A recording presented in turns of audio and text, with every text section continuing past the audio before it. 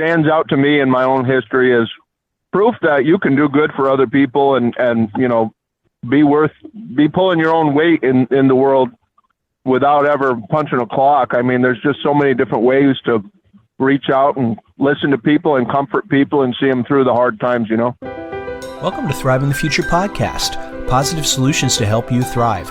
Homesteading, gardening, community, side hustles, and building skills. At Grow Nut Trees, I still have some elderberry cuttings, and I also have some hazelnut and red mulberry, as well as the usual comfrey crowns and comfrey cuttings. That's at grownuttrees.com. Do you use cardboard when creating a new garden bed? I don't. I use my trusty broadfork, I turn over the sod, I throw down some compost on top of that, and then I plant milpa, which is a seed mix with 40 seeds in it, with the base being corn, beans, and squash. And I grow that out. It grows soil, it grows food. It's a quick way to achieve food, not lawns. So check out my article on allgardenadvice.com. Okay, welcome back to Thrive in the Future. This week I have Andy Hickman back with me again. Welcome, Andy. How's it going? Great to be here again. Yeah, it's going real well. So has spring sprung up in the Adirondacks? Yeah. Thinly, I'd say. I mean, we're in the phase where the days are good and warm, but the nights are still chilly. It was 33 last night, and now I'd estimate it's the mid-60s here. Oh, good. That's pretty good. You were on last June, and I still watch You're Gonna Make It video every once in a while, so because that just lifts my spirits. You've had a lot of adventure since then, so what's new with you? What's new with me? Well, I'm out of the military. Mm-hmm. So when I said I was going to make it, I made it out of the military at least. So that's pretty good. I'm growing a beard. My hair's getting longer, and I'm slowly becoming less regimented by the day. In fact, I didn't even know what day it was the other day, and I said, "Boy, that feels nice." So I'm enjoying that. And of course, when I got out of the military, people said, "Well, what are you going to do?" And I said, "Well, I don't know, but I'm not doing this anymore." And then the day loomed, and I kind of stressed out a little, and then I just started writing a little more, and next thing you know, my expenses went down and my writing income went up, and now I guess I can call myself a writer without smirking. Yeah, your Substack is great. Do you like it? Great. I'm glad you enjoy it. Yeah, I really like the story you had the other day where you were hitchhiking and the guy who picked you up turned out he was going to go and commit suicide. I thought that was real deep stuff there. Yeah. I keep that in mind anytime anybody calls me a lazy bum and good for nothing, should go get a job. It's kind of stands out to me in my own history as proof that you can do good for other people and be pulling your own weight in the world without ever punching a clock. I mean, there's just so many different ways to reach out and listen to people and comfort people and see them through the hard times, Mm-hmm. You've got engaged and you're getting married here pretty soon? Correct. Yeah. So June 1st, we're having the wedding. Everybody and their brothers coming from all over the country. We're about to do kind of a separation period. So the month of May, she's going to go with her family, and I'm going to travel the country on the Amtrak. And we're basically doing that so that we're really missing each other on the day of the wedding to make it that much more special. Mm-hmm. Describe the ceremony. It's kind of interesting. Well, yeah. So we're not getting married in a super conventional way because it's actually very complicated because her background and my background are very different.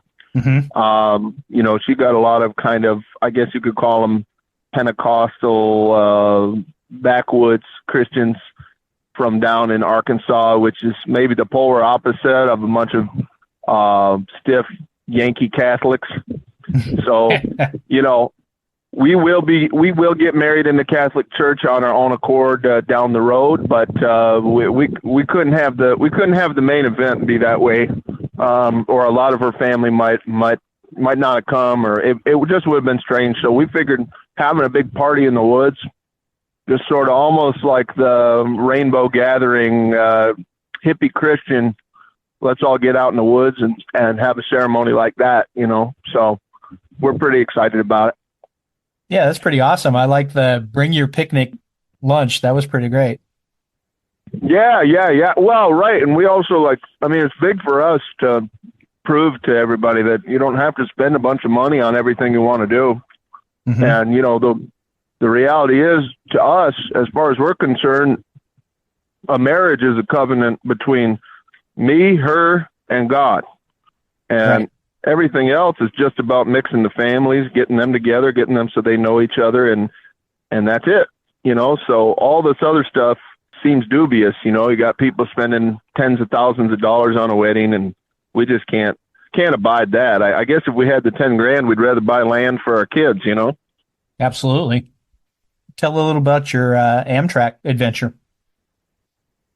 Oh, well, I was sort of thinking, because I've got the month of May to myself, I was just thinking about different trips I could do that would take about a month and would be worth doing, just to kind of help me get my mojo back, so to speak. I mean, it's been years since I was out traveling free.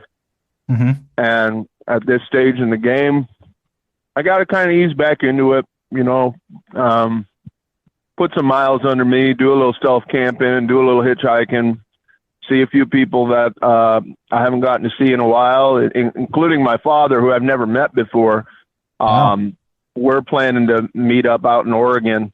He's from the coast of Oregon, so I'm going to take the Coast Starlight train up to Eugene and hitchhike out to the coast and spend some time on the beach with my father. So pretty excited about doing that. I figured the Amtrak was the way to do it, just because people are interested in it too. If you talk about Amtrak online, people are really fascinated by it. And there's a certain romance about it. I think it may be one of the last great American institutions that has not been totally reconfigured. There's still something very romantic and very human about the train. Whereas, you get on a plane and everybody's antisocial. They've been humiliated by TSA. You're zipping around in the sky, which I'm not even sure human beings have any business doing anyway. Mm-hmm. And everybody's in a hurry and everything looks sleek and modern and fancy and bureaucratized. You get on a train, it's like, it's come as you are. They're not even going to check your ID or go through your bags or, put their hands all over you. You just hop on the train and you start talking to some old grandma who is probably a Mennonite going to Indiana for her cousin's wedding, or whatever. So I like that. I think there's something nice about that. Wow. So you've got a whole month pass? Is that how that works? Yeah, it's $500 and you've got 30 days and 10 segments. So that basically means that anytime you got to change trains, you're using another segment, right? So if I plan it out well, I'm going to be able to go to a bunch of different places. Right now, I'm looking at doing a stopover in Holdridge, Nebraska, where a couple of people on Twitter have offered to show me around. So it's just a small Nebraska town. I'd like to learn about it and meet the folks there. I really love Nebraska. I think it's a great state that people just overlook because they think, I guess they drive on I-80 and they find the drive boring. And I agree, it's a boring drive. But when you get off the interstate, you meet some of the finest people you're going to meet in this country. So I'm going to do that. Going to stop out west to meet my father. And I'm thinking about going to Sanderson, Texas, which is out in the middle of nowhere, West Texas. And it is the least used Amtrak stop station in the country. So I got a contact out there at a ranch, so I might get to spend some time out in the desert in West Texas. Wow, that's great. So do you sleep on the train just sitting up, or how's that work? Yeah, pretty much. The cool thing is that a lot of the transcontinental routes, they're not always full. There are times of the year where they're full. I'm not sure that May is late enough into the sort of tourist season to fill up. I mean, I'll see. But a lot of times when the train is not totally full, you can go in the viewer car at nighttime and there's nobody there because there's nothing to see in the viewer car because it's dark, and you can lay flat. So I've gotten away with that many times. If you get a permissive crew on Amtrak, if it's flat and you're out of the way, you can get some sleep like that. And then, in instances where you can't do it, you sleep 2 or 3 hours sitting up in a chair, and then you get off somewhere, and hopefully you find a place to pitch a tent for a day or two, So. Mm-hmm. Wow. So when you get off, then you're going to do some stealth camping, or what are you going to do? Yeah, definitely. Definitely. I mean, you can sleep just about anywhere. As long as you're up before sunrise, you're out of sight at night, and you pitch your tent later on in the night to where, it's dark. And a lot of times I don't even pitch a tent. I'll just sleep in just about anywhere I fit, and nobody cares, and it's free, and it's fine, You just got to be careful. There's a whole art to it. I mean, I'm actually writing a book about it. Among other things, it's a major element of the book I'm writing. It's just sort of a how-to stealth camp, for people who are into low budget travel, for the consideration of people who'd never do it, and also for homeless people themselves, because a lot of homeless people, they have no idea where to sleep, and they wind up in the downtown districts of big cities where there's a bunch of drugs and cops and crime, and there's a strategy to it, So when you're on the viewing car in the Amtrak, is it dark enough where you can see the sky? Like, can you see the stars and stuff? Yeah, it depends on where you are, of course, but I've gotten some pretty good night sky viewing on those cars. Though some of them are, the windows are so scuffed up and dirty in some cases that you're not going to see too many stars, but you can see a lot. Okay. Is the viewing windows over to the side, or are they up at the top? I haven't been on one of those cars. Basically, if you were to crank your head up 45 degrees facing either direction the train's going, you'd get a view from the windows, but directly overhead there is a solid roof, Mm-hmm. So, but no, it's actually pretty majestic. You go out on the California Zephyr through the mountains, and you're not even on the big railroad there that's super straight, because there's parts of the country where the Transcon Railroad is just totally straight.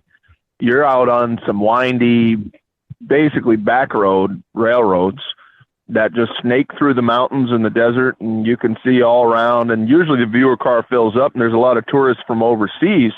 So you'll sit there for a while and drink a cup of coffee, talk to a professor from Germany, talk to an Amish guy who's, starting a farm somewhere, talk to a Japanese guy who doesn't speak English, and you're pantomiming with him, all kinds of people. Old retirees like to do it.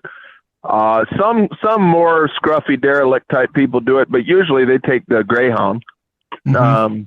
So it's kind of an interesting setup. You really meet a diversity of people. A lot of times you just meet people that don't like to fly, and I guess I'd count myself in that category because I really don't fly. So yeah, me too.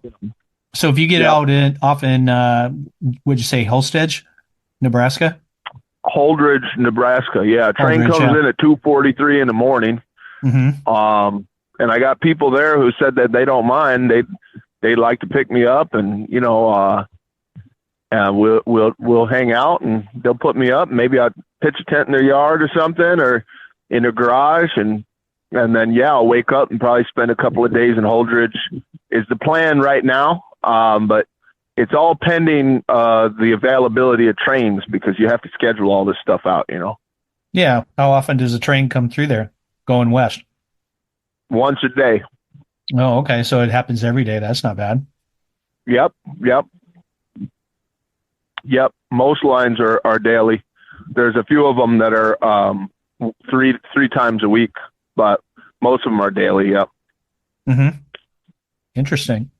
So tell a little bit more about your writing. It's really taken off, and your Substack is pretty popular now. Yeah.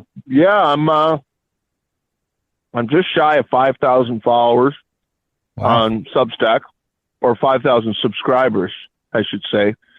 And I'm climbing up to 180 paid subscribers, and got a lot of interest. A lot of people really support the work I'm doing, and I'm sort of billing it as I call the publication Hickman's Hinterlands.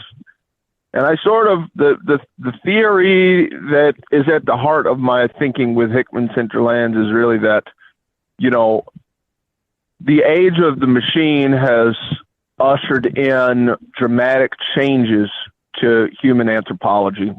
And these are changes that are totally unprecedented and have no comparison in any previous iteration of human society. And are also, like, these changes after the Industrial Revolution and the digital revolution, they're so substantial that they're even incongruent with our evolutionary psychology and biology, to where we're living in a world that we're not adapted to live in. And so I find that sort of at the center of the metropole, so to speak, you know, going to New York City or you know, Los Angeles, and I'm sure I've never been, but maybe Tokyo and Paris and London and Shanghai and such. There's one thing that's going on, and it's at its most, it's at its fever pitch, you know, that machine world where, you know, everything is bureaucratized and alien to, you know, maybe a peasant farmer in the 19th century. One still finds outside of those areas, the further out of those areas you go, out into the hinterlands, out into these sort of isolated rural communities, they still find shreds of who we were before we built machines. And I'm fascinated by that. And so there's plenty of people, they love to travel to a city and write about it and photograph it. And I think that's great. There's a lot of people who do that really well. But I kind of want to start going to more obscure backwoods locations around the world and document them from a very specific anthropological perspective, you know? Once you get married, what's your travel plans for the summer? As of yet, we're talking about getting tickets on the Queen Mary 2 from New York City to Southampton, England, on a 9-day ocean journey to avoid flying. I mean, I'm a little nervous because Keturah might get seasick. I might get seasick. I mean, it might be 9 days of throwing up and wishing we didn't do it. But I figure if my own ancestors could do it on a much more poorly equipped vessel, we can get through it. And we may even find that it's a thrill and that it's very beautiful. And then we're going to go around Europe basically indefinitely. I mean, we're going to travel through the Schengen states a good bit, and we may jut up to Scotland, and we have friends in Ireland, and we may even go to Eastern Europe. You know, I've wanted to check out Albania for some time. Just a lot of different little trips that I've sort of am interested in, and Keturah has friends throughout Europe, so we're going to do that, and then possibly, if after all that we're satisfied and we're ready to go back to the New World, we may try to spend the austral summer in South America, or barring that, maybe Mexico and the American Southwest. So that's awesome. Yeah. So one of the things you talked about in your most recent articles was being time rich, and that really stood out to me. So speak a little bit more about that. What can I say? I can't praise it enough. If you have total ownership over your own free time, you're more or less what they call a masterless man, you know, because people would say, well, time is money. And you say, well, how do you get money? They say, well, you got to work for somebody, usually, to make money. Right. And you say, well, why do I have to work for somebody to get time, which is money, if I already have time? You know? So it's sort of a tautology, you know? And speaking of tautologies, I mean, when I was a kid, I was 15, everybody and their brother was saying, oh, well, when are you going to get a license? You're going to get a license? And I sort of thought about it. And then one day I heard this kid named David in my high school. He said this. He was 16. And he said, it was Friday. And he said, boy, I don't really want to go to work tomorrow. And I said, David, why are you working? You're 16 years old. You better enjoy it, because this might be the last time in your life where you don't actually have to work. And he said, well, I got to. I said, why? He said, well, if I don't work, I'm not going to get paid enough to pay for my truck. And I said, Dave, why do you own a truck? You don't need a truck. I mean, you could ride your bicycle like the rest of us do. And I'm telling you, he didn't miss a beat. He said, well, I got to have the truck because if I didn't have the truck, I wouldn't be able to get to work. And he wasn't being ironical. He was just like, he was going in circles in his head. And I was looking at this. I said, I'm not doing this. So I didn't get a license. I got a bicycle. I walked a lot. I mean, as a teenager in the summertime, I'd probably walk 15 miles in a day, just about every day, you know, and I was biking about as much. And then, you know, years go on and I start hitchhiking, which I always thought was a good thing to do. I might even say it's a conservative thing to do in some way because you're conserving energy, right? I mean, there's an empty seat going where you're going and you put your thumb up and the driver voluntarily pulls over and gives you that seat. Well, he's not out any money. Nobody's out anything. And you get to have a social interaction. So to me, that's just all positives. So I got into hitchhiking and I never really looked back until I joined the military and was given direct orders by my chief to get a license and an automobile for logistical reasons. And I just sold my car 3 days ago. So I'm getting in the upper 50s and starting to feel the burden that time's running out, you know? Yeah, I mean, the time is running out. I mean, and that's true whether you're 9 years old or 90. I mean, every minute goes by, you ain't going to get it back. So the idea that I should, by default, adopt a disposition of taking my time, which I will never get back regardless of how I spend it, and sell it is an inferior idea to the idea of figuring out how to just use my time for myself productively to meet my needs on my own terms. You know, if a man can do that, I contend that he should consider it, you know, and I don't judge anybody that likes working their 9 to 5. I mean, if that's what you like doing, that's fine. But it's an option that people don't think about or talk about so much, you know, is just sort of being I don't know, jack of all trades. You know, you pick up a little craft, a little skill. Maybe you write newspaper articles. Maybe you're a tinsmith. You know, maybe you own a well drilling truck. You have something, you know, and you just do that, you know. Yeah, I just went down to the elementary school, picked up some chestnuts, putting them in a bucket, sprouted them out, and now I'm going to sell some trees tonight. So, right. Aside from a little bit of soil and the reused bucket, I don't have anything else in it. So yeah, good stuff. Yeah. So tell a little bit about how folks can contact you and read your stuff on Substack. Well, I'm at Hickman's Hinterlands on Substack, which you get to by putting in shagbark.substack.com. That shagbark is in like the shagbark hickory. And I'm on Twitter at shagbark_hick. Sounds good. Thanks, Andy. All right. Yeah, no problem. Yeah, you take care. Yep. Blessings on your wedding and also on your trip. Yeah, and likewise. Yeah, I hope your chestnuts turn out. Yeah, we'll see. Thank you. Hey, if you like this episode, leave us a tip on Venmo or Cash App at Thriving the Future. Or join the Patreon, patreon.com/Thriving the Future. You get early episodes and you get extras. Thank you. Check out Thriving News. That's where Perpin and I share longer form articles about homesteading, mindset, milpa gardening, food forest, etc. Go check it out at thrivingnews.com. Thank you for listening to Thriving the Future podcast. If you like what you hear, please click that like or subscribe button in your favorite podcast app. Follow us on Twitter at ThrivingTheFute and also go to thrivingthefuture.com.